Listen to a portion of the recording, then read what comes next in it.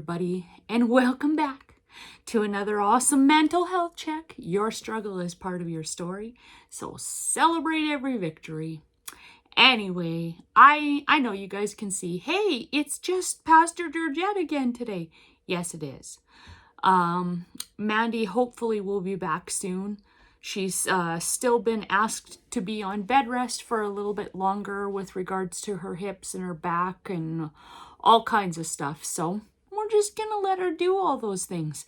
Because like I said before, and like she said countless times on here, we always try to reduce our vulnerabilities. That is very important, I think, anyway.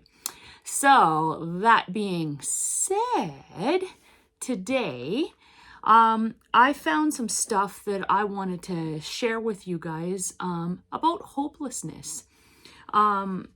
I will admit to you guys that over the past little while, not constantly because I pray a lot, and I'm not saying that my whole life revolves around prayer or anything, but I do pray a lot and I ask God to help me through things and whatnot. But I have often here and there struggled with hopelessness. And I do know that prayer has really made a huge impact in my life. By the way, I just want to apologize if you guys hear lawn stuff like cans being rattled around and stuff like that. It's because we are having our lawn done they usually will be doing it days that I'm not recording, but this is the only day that they could come because it's supposed to be off and on kind of cold and yucky and stuff like that. So anyway, regardless of that, that's what's happening. So if you do hear stuff, that's what it is. But anyways, like I said, I just wanted to go on a little bit about myself. I have definitely been struggling off and on with hopelessness, and I do know how much God changes my life every single time. When I'm feeling like that, when I feel like I can't go on, and basically, you know how Mandy talks about the 1,000-pound weight and how that can be like the 1,000-pound weight syndrome. Well, I feel like I have a 1,000-pound weight on myself, not to continue doing the things that I have to do because I know that I have to do them, but there are times where it's like everything I've got to just function. That's what I feel like. And so I pray a lot for God to just help me to do one more thing. And that's basically how I've been taking it. So when I've been struggling with hopelessness like that, is that I pray and I say, just help me just get this one thing done. And he helps me. And then I sit down and rest a little bit. And then I get up and I do a little bit more. And I know some of you guys may be saying, well, that's not hopelessness. That's not how hopelessness is. But it is for me, because I have always been an outdoorsy type of person, doing my own yard work, doing those types of things, cleaning and stuff like that. I like doing stuff like that. I like having a clean house. I like having all of those things together. But I haven't been able to. And like some of you guys know, or most of you already know, that I have been diagnosed with MS. And, for many years, I lived quite fine with it. I had no issues with it until the dreaded pandemic hit. And I will tell you guys, so like if anybody ever says, oh, it wasn't real. Oh, it was, because I ended up being very sick. I have not ever had the dreaded C word, but I have had all kinds of other things. I mean, that I know of, I've never had it, because I don't know if you guys know what it's like, but when you have MS, things are a little bit different. So you either get very, very, very sick, or you don't get sick and you go into a relapse, and then it's one thing that it attacks. So basically, myelin layer, which covers your brain and your spinal cord and stuff like that, it'll get attacked in one spot because your white blood cells that fight off bacterias and diseases and viruses and stuff like that. It doesn't know what it's doing. So it could even attack healthy cells and kill them. And then until it causes a lesion is what they call it. So it's like basically a hole in that layer. So I have an exposed nerve basically at that point. And so what ends up happening for me is that I have like vertigo, or I'll have, like what I went through during COVID, for those of you that remember. Some of you may not, because I didn't post a lot on that time of my relapse. We didn't share a lot of the videos that we did, because I will admit that it was embarrassing for me, but I was struggling with my whole left side. So I could hardly walk on my left leg, and it hurt all the time. And then my arm, they said that I had rotator cuff, and that is not the truth. That is not it. And so like they checked all kinds of weird things. Like they checked to see if I had a bladder infection or a urinary tract infection. And I thought that was odd, but apparently with MS, that's what you would check, because we don't necessarily always know all of the things that we're struggling with. So I thought that was kind of an interesting thing.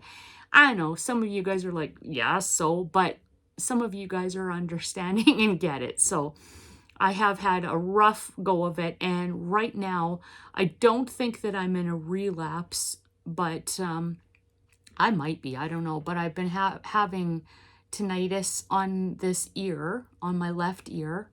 And it has caused a lot of issues. So it's a constant ringing thing that you get used to. You don't even notice it hardly as much. But it caused my ear to go completely deaf. And I mean, when I say deaf, have you ever had a plugged ear and you can still sort of hear, but it sounds really muffled or whatever? It wasn't even anything like that. Like I couldn't even hear anything out of this ear. Like, if your ear is plugged and you do this, you can hear yourself tapping on or you can hear yourself chewing. I couldn't even hear that. So that was a little bit scary, I will admit that. And I did feel some hopelessness there, but I just kept praying and believing for God to just change things. And now I can hear. It's not as good as I could before, but I can hear. So you know what? I thank God for that, and I am happy with that.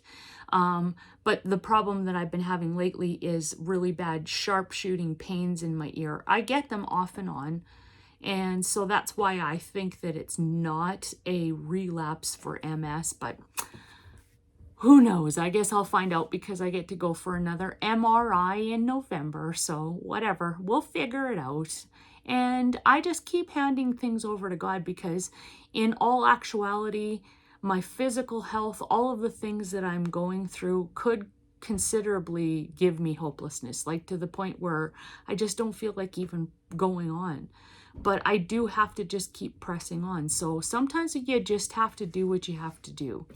And most of you guys know that I have also been diagnosed with high functioning anxiety, which means that I can do all the things that I need to do and stuff like that. But behind closed doors, I do get anxiety. And I will tell you guys that I do.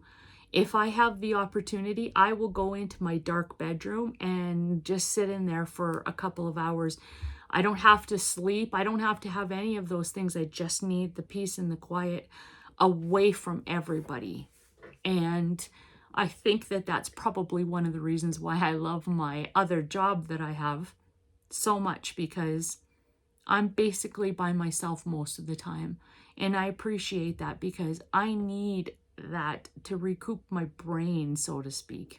I know that some of you guys understand exactly what I'm saying. But anyway, let us get going on this teaching. Like I said, we're going to be teaching on hopelessness today. So let me just read this teaching that I came up with here for you, or that I found for you guys. And it says, feeling like everything is falling apart around you is one of the ways we find ourselves feeling hopeless, which is true. When things aren't turning out as we envisioned, when we're hit with struggle, or when our resources seem tapped out, hopelessness is often the result for many of us. And this is true. My resources always feel like they're tapped out, but sometimes you just got to sit and rest a little bit and replenish a little bit and just keep pressing forward. That's the kind of stuff that I have to do to just keep going. Anyway, I'm just going to continue on here. The truth of our hopelessness is often the result of misplaced hope. Like the woman with the blood issue, she has suffered a great deal under the care of many doctors and had spent all she had, yet instead of getting better, she grew worse. And in that, she grew hopeless. And that comes from the Bible in Luke chapter 8, 43 to 48. And it talks about this woman who has had the issue of blood, and she just bled and bled and bled, and they tried to do all these things to fix it, and it just wasn't happening. And yeah, she was feeling hopeless. Now, I am just going to say for myself, I didn't have that specifically, but I did feel hopelessness because my husband and I had tried for so many years to have a baby, and we couldn't have a baby. And at one point we did get pregnant, but I lost that baby. And again, I don't want to trigger anybody, but I'm just sharing the things that have happened to me where I felt hopelessness. And basically I bled, not to sound too graphic or anything, but I bled for 6 months straight. And it took a lot for them to be able to figure everything out and get everything worked out for me. And finally, that area was able to be fixed. And so at that time, I did feel hopelessness. Those of you that have ever had menstrual cramps or have had their menstruation cycle or whatever, you understand what I'm talking about, that, you know, your hormones are all over the place. Well, it's like that a little bit more elevated because I also had lost a baby. So I was struggling with loss, and I was struggling with all of these things. I was just struggling with so much stuff. And indeed, the only thing I could say was hopelessness. That's what I felt. I just felt so hopeless and broken. I didn't know what else to do with myself. And so I just kept praying and asking God to change things. And you guys, sometimes we have to go through things for its scheduled amount of time for us to learn what we need to learn. But we have to be willing to learn the things that we need to learn, okay? So I'm just going to carry on in here, and it says, in our modern world, God often works through doctors and medicine, and that's a good thing, but our hope should not be in the vessel through which God is working, but in God himself, okay? So meaning that you shouldn't be hoping that the doctors are going to find out everything, or you shouldn't be hoping on your own body to rise up and not be the way that it is. What we need to do is put our hope in God and trust in him. Trust that he always has the best for us. So even if we're going through a patch where it's not easy, there is something that can be learned there. And to me, that is exciting. So, okay, we're going to keep on in here. If our hope is in that which is fallible, we set ourselves up for hopelessness. And that is true. So like in our own bodies, because our bodies are fallible, doctors, whatever. I'm not saying that you shouldn't have hope in a doctor that they can help you, but sometimes things just can't be figured out. And that's a fallible being, okay? So that's why we don't want to have that, because we don't want to have like full trust in that. We have to trust fully in God, is what I'm basically saying here. But if we cling to the source of all hope, Christ himself, then we can weather the storms in greater boldness and surety of our future, which is an absolute truth. When you're in the pit, it can be hard to see how God will bring you out. But just like the woman in Luke, which we talked about, the woman with the issue of blood, who reached out to touch Christ and restore her hope, we can reach out to. What's more, we don't just get a temporary brush of his cloak, which is what she was like constantly thinking to herself, if I could just touch his cloak, I can be healed. We get the fullness of his spirit every day. So the more that we just pray and believe in him, and you know what?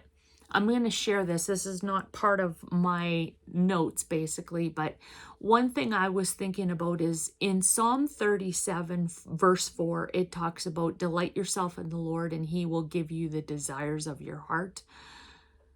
That's basically the same type of idea here. He has great things for you. He has so much for you. And all we need to do is just continue to believe and stand and pray and believe that he's got great things. And yeah, it might be worse before it gets better. But that's the way that it goes, so that we can learn what we need to learn. And sometimes all we need to learn is to really, truly trust in him, in the Lord. It's not always the easiest thing, for sure. Absolutely. And I get it. I get you guys probably are thinking to yourself, yeah, that's easier said than done. And yeah, it is. But the more that we push in, the more that we press in with regards to that, the changes that can happen in our lives. Sometimes they can be gradual, slow changes, and sometimes they can be like that in the blink of an eye. So, you know what? Don't let hopelessness tear you down. Begin to trust in what God has for you. He is infallible. Don't trust in your fallible body, infallible other people. Trust in God. He's got you. Okay, guys, I love you lots, and I will see you next week. And I'm excited for it. So anyway, talk to you guys later. Bye for now.